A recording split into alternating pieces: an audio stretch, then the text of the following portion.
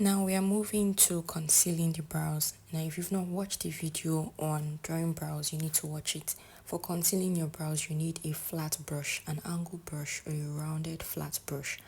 I do not like the angle brush, so I normally prefer my flat rounded brush.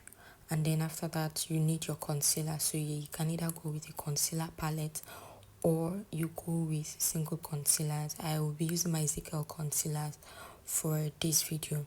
Now I go back with my toothbrush and just brushing the hair once more, and after doing that I now pick my concealer shades. Now I'm using two shades for my brow. For the bottom part of the brow, I'll be using the lighter shade, a shade that is like 2 shades lighter than your normal tone, and then for the top part I'll be using something that is really close to my foundation shade.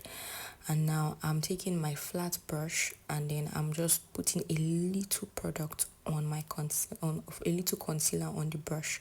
I don't want to get it so much. I don't want to get so much. I think that's a mistake that a lot of beginners make. I just want to get it to the tip as I get as much product to the tip that I need. Now I place my brush directly under my brow. What you need to know is that the concealer is somehow acts like an eraser. So I place it under my brow. The sharpness then comes out and then I just follow my brow line. As you can see, there's no space between my brow line and my concealer, and so I drag that in. And then why I really like my flat brush is that it helps me to blend the product easily. So once I have applied my concealer, I then drag it out to blend into my skin as much as possible. Now you can see how this goes. After this part, I then want to do the top of my brow. Now this is a little bit more tricky.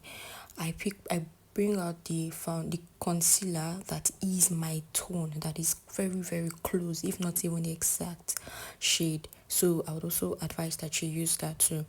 And so I would trace it.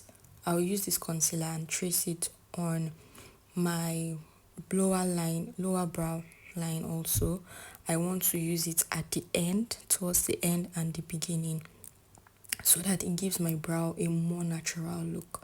If I was on full makeup, you would appreciate it better. Now for the top, I'm not putting any more product on the brow. I'm just going to take the brush as it is and then